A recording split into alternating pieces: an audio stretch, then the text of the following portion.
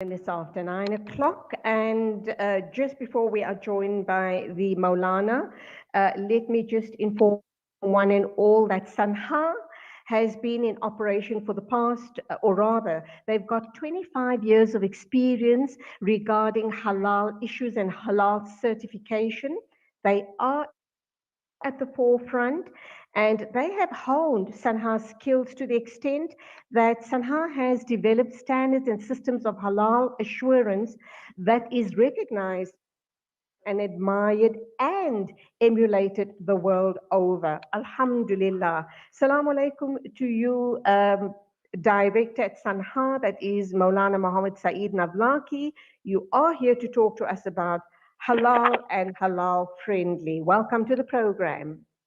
Alaikum assalam wa rahmatullahi wa barakatuh to you all at the station and to all our listeners of Salam Media. This is a serious matter because I often hear youngsters saying things like, "Oh, I've just had a meal at a halal friendly restaurant," and think nothing about it, and it seems to be very, very acceptable. So, what exactly are we talking when we say an outlet is advertised or an outlet is halal friendly? Is it in fact halal or not? Bismillah ar-Rahman ar-Rahim. Look, there isn't any advertising that happens as halal friendly, or they don't put up any claims on the businesses to say our outlet is halal friendly, or perhaps I haven't come across that yet. But it's outlets that make claim to their patrons that no, we are halal friendly. You know, you're traveling somewhere, you go to a place. Generally, when you're in your area, your locality, people generally don't go out unless there's a very, everybody's talking about Bellamura somewhere in the northern suburbs where their prawns are divine, and you can't contain your your shahwa and your desires of the stomach that you feel, now I have to try this out. Everybody's been talking about it, and you go and try it. But generally, when you're at home, you know the halal restaurants, you know your locality, and that's where you generally would go and eat at the halal certified establishments. However, when a person's traveling, that's where the challenge comes about. You're on holiday, you're gone to another country or to another city. You don't know your whereabouts, or there is a restaurant in the hotel where you're living, or just down the road, and you happen to walk in, and they say, "I don't know, we've got a halal friendly menu as well. Our chicken is halal, our beef is halal, our mutton is halal. Yeah, we do have pork, but these are all from a halal butcher, so you can be rest assured that all these items are halal." And that's where the term halal friendly generally comes in being. So it's not about a claim made on the shop front window, or a claim made on the menus, but it's what the waiters or the management would go about trying to entice their clientele. Okay, I do know that all of the questions that I posed to you this morning is on the website, and it obviously is very, very detailed. And because we don't have enough time to go into all of those details, we do urge our listeners and viewers to visit the Sanha website and digest all the information yourself and get as much clarity as you possibly can regarding the halal and halal friendly issue. That being said, Maulana, we also, I've come across this issue a number of times. You have a Muslim owned establishment, and for whatever reason, I don't know if it's about affordability or what, they believe they don't need certification. How do you respond to that? Look, most certainly a Muslim person, the integrity of a Muslim person should be relied upon in the general sense. We shouldn't, cast doubt and aspersions on the Muslim community or Muslim individuals. However, we should understand that the food industry is not as simple as, and this is more that for traders to understand, for people that are in the industry to understand, is that it's not as simple as it appears to be. You know, your entire chain of supply of not only your meat, people say, "I buy my meat from a from a Muslim butcher, so I'm fine. The Muslim butcher obviously doesn't slaughter his own meat. He also buys it from a wholesaler. The wholesaler doesn't slaughter his own meat. He buys it from an abattoir. And this chain of supply and continuous monitoring, vetting, checking, inspecting this entire supply chain is essential, and not only of the meat. I mean, there are, we assisted some of our private Muslim restaurants that applied, and you would find, they have a mushroom sauce. Now, what could a mushroom sauce contain? But the flavoring contained a chicken stock. Now, to the individual, when you look at the labeling, you see nothing. You just see mushroom and starch and spices and etc. And then you see flavoring. Now, what does that flavoring contain?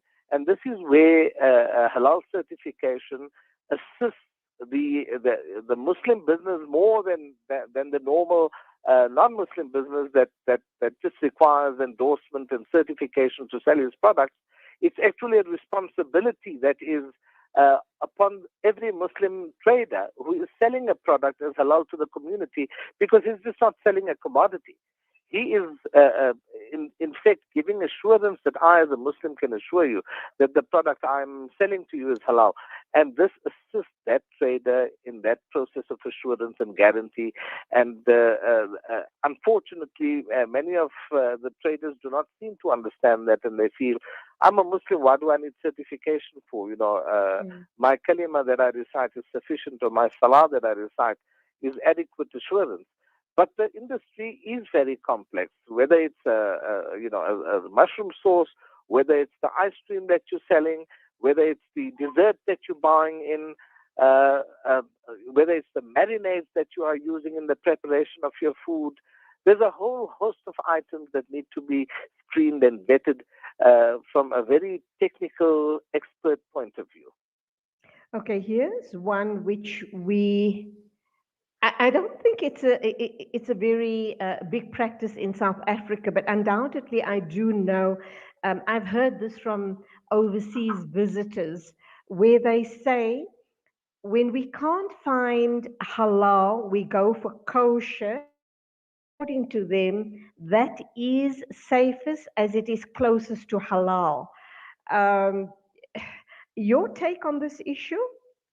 Look, there are a host of issues when we're talking about kosher. It's not just the manner in which the meat is prepared. I mean, kosher is also a holistic Jewish dietary law, and there are major differences right from the process of slaughter right to the end. When we're talking about other products and ingredients besides meat. Irrespective whether it is the Quran does speak about people of the book being permitted. However, there are conditions attached to that permissibility, just like there are conditions attached to halal. If a Muslim doesn't recite tasmiyah and is indifferent about the regulation of taking Allah's name at the point of slaughter, his slaughter also wouldn't be acceptable. So similarly, the prescription applies across the board, that even people of the book have to take the name of Allah at the point of slaughter. And from our research and our experience over the decades, we can say with assurance that the kosher rabbis do not recite the smear at the point on every animal at the point of slaughter. It's only read on the instrument prior to them coming to the slaughter floor. So they recite it on the slaughter instrument and then come down and slaughter for the rest of the shift with that same knife, without taking the name of Allah on every animal, which is a requisite for slaughter to be valid. If we look at other aspects, the aspects of even products which may contain haram liquor, you do get. So you can have a kosher product or a kosher marinade or a kosher spice which contains a flavoring that has wine or cognac or port content. For us, it is totally haram. For the Jewish community, it would be permissible if that particular alcoholic beverage has been supervised and has been manufactured and processed under the watch of a rabbi. So if a rabbi has watched the supervision and has monitored the entire process of juice extraction, fermentation, etc., they would certify that particular liquor beverage as halal, whereas as kosher. Whereas from a halal perspective, it is absolutely unacceptable, irrespective. So just going to a kosher restaurant and going to a kosher eatery and saying, look, there is validity for Muslims to eat kosher is mind-boggling, because these factors are not taken into consideration. That brings me to my next question, which is there seems to be this trend where our youngsters are emulating Western lifestyles, and they now buy non-alcoholic beers and wines and champagnes, etc. What's our viewpoint on that? How should we be discouraging it, or do we allow it to go ahead because it doesn't contain alcohol? Look, there are two aspects which we should remember when we're talking about these alcohol-free wines and champagnes.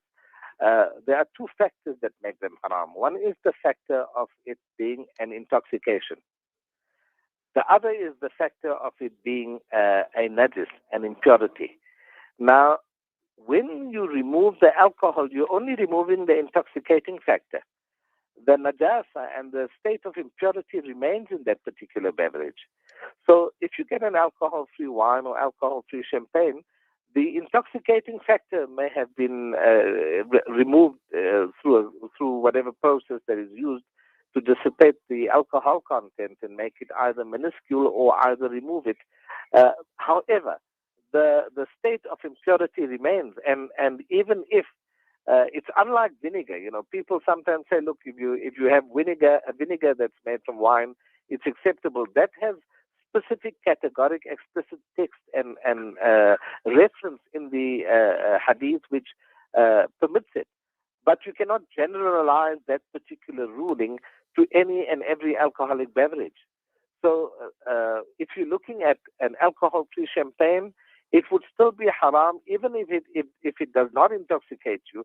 It would still be haram purely on the basis that it still is impure and najis. Okay, that then also in the same vein of alcohol and non-alcoholic, lots of medications contain alcohol. Now here you've got the medication for healing, but it contains alcohol as a preservative. What's the ruling on that issue?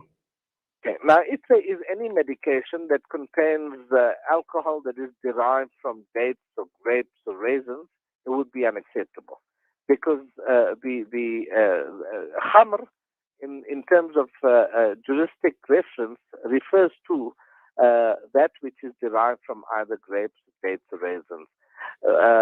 Other alcohols that are either chemically derived, manufactured from the chemical industry, or extracted from plant sources like potatoes, etc., or even wood, those alcohols or those ethanols are not in the same category as wine. So the jurists have permitted that use in residual levels or as preservatives or as carriers in pharmaceutical products. They don't fall in the category of the khamr, which is made reference to by the fuqaha and the jurists. Okay, two more questions before we wrap up, and these are important ones. The issue around buying breads and cakes from a bakery. How wrong can we go by just buying from any bakery for that matter? Because it's a cake, which probably contains a bit of jam and sugar and some cream decorations. Your thoughts on that issue? Look, purely from, if you look at it superficially, it's just a bit of flour and jam, as you say, and some icing and cream on top. But it goes far beyond that, because in the bakery industry, there are lots of other factors that can render even that cake haram, whether they be desserts, whether they be liquors, whether they be, Black Forest cakes. We found so many of them that contain sherry. So these are common areas which are not seen to the to the customer that comes to the front end of the store and looks at this beautiful cake displayed in the shelf. It is far beyond that. Besides just the contents of that particular cake or bakery product, the bakery may also be manufacturing haram meat products. So staff that are commonly handling pork and everything else, and perhaps lard and other animal fats, are also handling the cakes and desserts and everything else. So the factor of contamination is great, even if the contents of the actual product is clear. But it's not as simple as it meets the eye. I mean, we found bakery premixes, just in specialty breads, using flour improvers that are derived from human hair source. Cysteine is a commonly used flour improver in the bakery industry, and just an ingredient like that, which is not.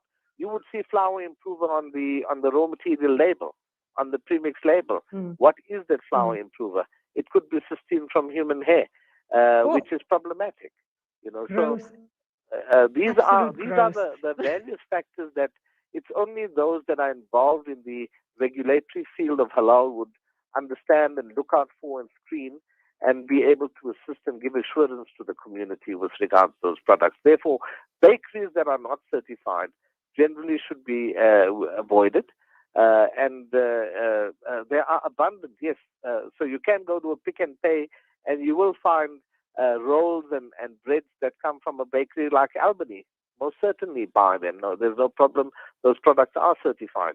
But going to a local bakery, going to the supermarket bakery, and just at random, picking up products that they bake in store or make in store is definitely problematic. Oh, that's going to put me off bread and flour enhancers for life.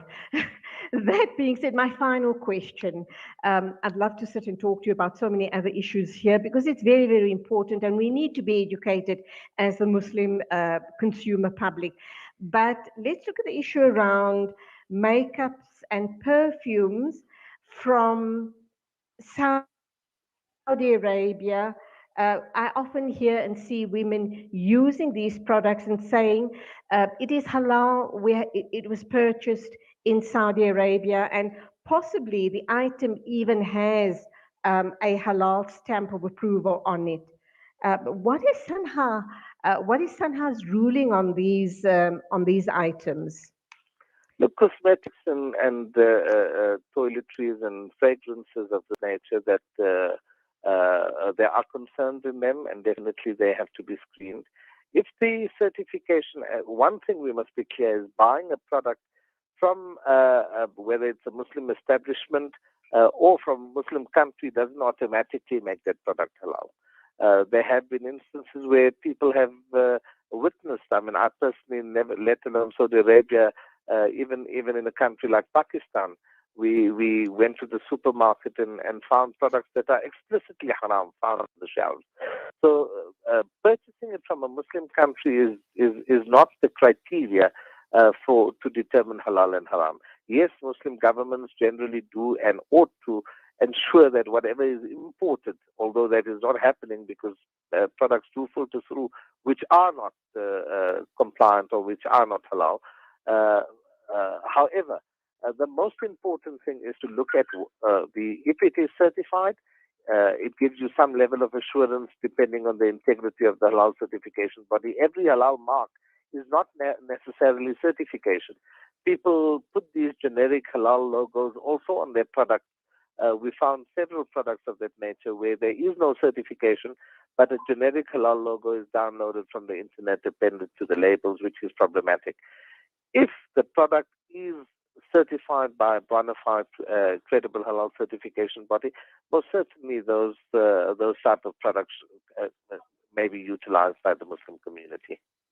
Moulana Muhammad Saeed Navlakhi, Director at SANHA, shukran very, very much for outlining a very, very important issue regarding halal, halal friendly and haram consumables that we buy on a regular basis. We do appreciate your input on this matter. Keep us on your du'as, and salamu alaikum to you. Jazakumullah khair. Barakallah feekum for the opportunity. May Allah reward you all and make it a means of education, awareness, and strengthening the community. Ameen thumma ameen. It is exactly 9:41 a.m. News and views right here on Salam Media.